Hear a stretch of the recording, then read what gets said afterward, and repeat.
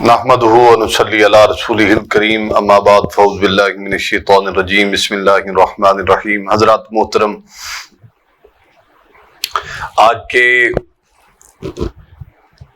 آپ حضرات کے جو تکلیفیں ہیں، تنگ دستیاں ہیں، اس کا آپ کو میں بتا چکا ہوں الحمدللہ، لیکن آج میں آپ کو دو ساتھیوں کے درمیان میں جو چپکلس ہوتی ہے، جو تنگ دستی ہوتی ہے، جو گرمی کا موسم بن جاتا ہے آپ کے گھروں میں، جو میاں بیوی ایک دوسرے سے پریشان رہتے ہیں، ایک دوسرے سے اکتائے ہوئے رہتے ہیں، ایک دوسرے کو پریشان کرتے ہیں، یا خامد اپنی بیوی کو پریشان کرتا ہے، اور دوسرا جب بیوی خامد گھر آئے تو بیوی خامد کو پریشان کرتی ہے۔ دونوں کے لیے آج میں ایک آپ کو اہم قرآن کا وظیفہ بتانے لگا ہوں۔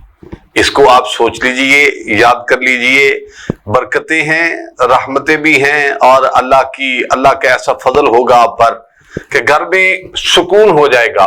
اس میں حدیث پاک سن لیجئے، رسول اکرم رحمت عالم صلی اللہ علیہ وآلہ وسلم نے فرمایا، اگر آپ کا ساتھی ہم سفر اچھا ہے، دیندار ہے، آپ کے گھر کو سمجھنے والا ہے، تو سمجھیے آپ کا گھر صرف گھر نہیں ہے، وہ جنت کا باغ ہے، آپ کا گھر جنت ہے۔ اگر آپ کا ساتھی اچھا نہیں ہے، آپ کو تنگ کرتا ہے، گھر میں بے سکونی ہے، پریشانی ہے، تو دوزخ جب مرنے کے بعد جائیں گے تو جائیں گے، آپ کا دنیا میں ہی گھر دوزخ ہے۔ یہ رسول اللہ صلی اللہ علیہ وسلم کا فرمان ہے۔ آئیے میں آپ کو قرآن کا وہ اہم نسخہ بتانا چاہتا ہوں جو قرآن پاک میں ہماری آسانی کے لیے ہے، ہماری تنگ دستیاں دور کرنے کے لیے ہے، ہمارے گھروں کو جنت بنانے کے لیے ہے۔ یہ قرآن ہے، سامنے قرآن پڑا ہوا ہے۔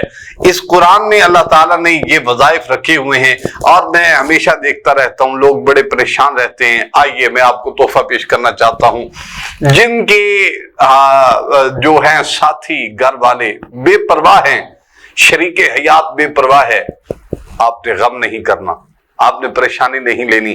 آئیے میں آپ کو بتاتا ہوں، جو انسان ایسے کرتا ہو، بیوی کرتی ہے تو شوہر کے لیے یہ سبق ہے، اور اگر شوہر کرتا ہے تو میری بہنوں کے لیے، ماؤں بہنوں کے لیے یہ سبق ہے، اس کو حاصل کر لیجئے۔ سورہ قاف، موٹا قاف جو ہے، یہ سورہ قاف قرآن پاک کی ایک سورت ہے۔